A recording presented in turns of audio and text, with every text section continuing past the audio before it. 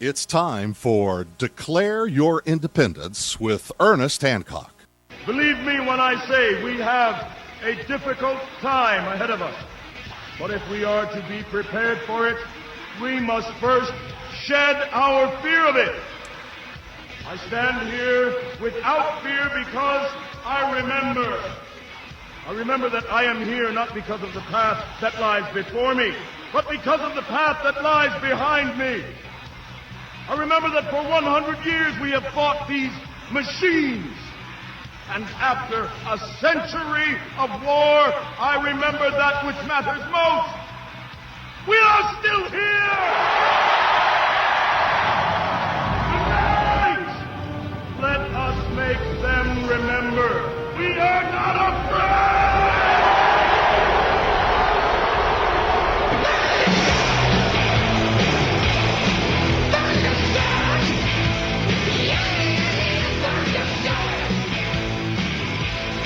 Unafeared, but we're cold. You see this right here? Yeah, I'm in Phoenix, Arizona. I got a jacket on, man. Jacket. You know, it's 33 degrees, 35. Some of it's 30 cold, I can tell you that. Last night, man, big. Ooh, it was like a Jack Frost wind blowing, cold kind of. You know, my little dog said, I want to go outside, go to the bathroom. Boot him out. Not inside, man. You know, the one thing I wanted to show you here, you look at, those of you on the video, you look at the Northern Hemisphere under a snow blanket, and probably, God, it looks like half of United States is just, global warming. And one thing, we had an article from, it's a global warming author that's on Freedom's Phoenix, and he goes, yep, the jet stream jumped the Arctic line. It's still warm up there. It's just cold down here. I'm like, okay, man, they keep trying to sell it. They're pushing it. And they keep changing it. Now it's climate change. No matter what happens, it's always man's fault, and we need to be controlled. Because the environment is, environmentalism is just the next socialist flagship.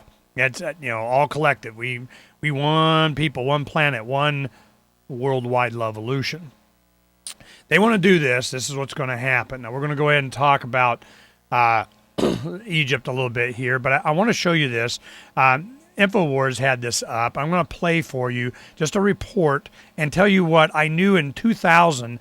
Back then they called them tunneling flashlights, and it was being tested down at Fort Huachuca, which is like the spy headquarters of the planet. The eavesdropping on the Western Hemisphere and the planet, and it's in southern Arizona. And it's an intelligence community hub to where they monitor all cell phone and radio waves. I mean, man, they got the big computers are there. Well, one thing that they were testing, and I'll tell you how I found out after I show this clip to you, is a thing called a tunneling flashlight, is what they were calling it then. Now it uses, I don't know, it's the kind of thing that they're putting in at the airports to look through your clothes, but at different settings, it looks through steel. It goes through the the sides of an 18-wheeler truck. You pass through this thing, and it's just a big, rectangle frame, steel frame that emits this radiation on an entire 18-wheeler driving through it. And they can see inside like it was an MRI scan. So I'm going, you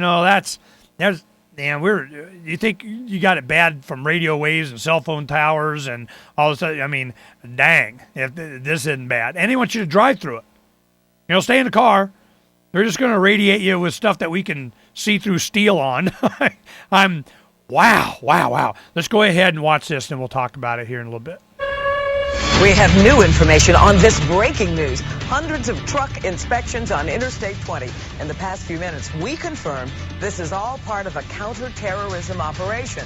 Good evening. I'm Monica Pearson. And I'm John Pruitt. Everyone from Homeland Security to air marshals are involved. We've seen inspectors pulling over semis on I-20 in Douglas County, and they've been using explosive detectors on those trucks. A tip to Channel 2 investigative reporter Mark Winnie got us started on the story late this afternoon. Mark has been working his sources ever since. He's live on the scene with what he's learned in the past few minutes. Mark. See this guy right here? I understand the device he's using on that truck is to detect radiation. Now, the TSA spokesman told us that the Federal Air Marshals are the lead federal law enforcement agency today at this truck stop in Douglas County, but there are federal, state, and local agencies involved. The operation is called VIPER, Visible Intermodal Prevention and Response. Here's what we've put together. We're told the big truck with the boom is an X-ray machine for tractor trailers and other large containers. That this X-ray machine looks not for broken bones, but signs of explosives, weapons, anything unusual. We're told this truck and every truck coming through is being checked for radiation, explosives, and drugs. Nelson Minnerly at the Federal Air Marshal Service told me after the Madrid train bombing, it was obvious TSA needed to do more to combat terror for transportation besides air traffic. He says this is a counterterrorism operation, though counter-drug operations and safety inspections are underway also. So how'd you get picked for the X-ray line? Your guess is as good as mine. I have no idea. They just pulled me around. How long you been stopped already? Half an hour, maybe. All right, Ted, we're back live. There are a bunch of agencies here, too numerous to mention, really, but again, federal, state, and local. The VIPER operations, we're told, have been conducted around the country. I don't know if there's been many of this scale, however. We have got a number of crews out here. You heard my colleague Richard Belcher asking a question of a truck driver there. So we plan to come back as developments warrant if it's needed. For now, this is Mark Winnie reporting live, Channel 2 Action News. It's just a psyop, you know, in addition to how much money we can make by getting these machines. I'll tell you how I came across this, and I've told this story on the air before, but I'll go ahead and put it in context here so you understand. In 2000, I had her 20-year high school reunion in State College, Pennsylvania, where she grew up, went to where Penn State University is. She went to Penn State there also. And we're sitting in the reception or the ballroom, whatever it was, or, you know, partying and so on. And you're around large round tables that set 5 couples, 10 people. Well, one of her friends from high school had married a gentleman that was an ex-Marine. And, you know, at the time I was running for U.S. Congress against John Shadegg here in Arizona Congressional District, whatever it was there. And what was interesting is, you know, I kept my mouth shut. You know, I'm just, you know, he's willing to talk, and I'm just, you know, just making sure he knows I'm interested, and you just keep yapping. This is what happened. He was an MP in the Marines. When he left the Marine Corps, he was hired away from the Marine Corps because he was, you know, good by their standards.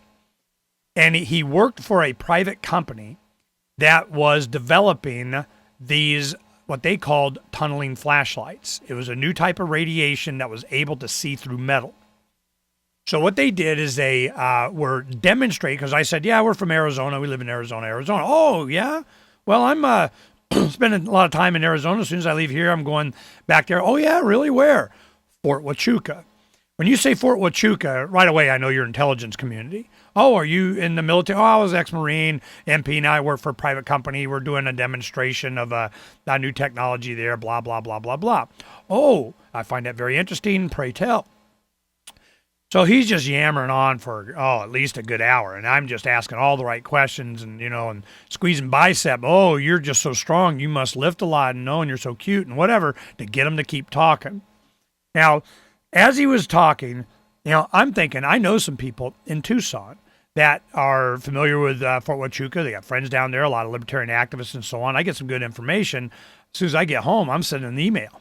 I'm making some phone calls. I'm going to go, hey, man, let me tell you what you guys should be checking up on, which they did.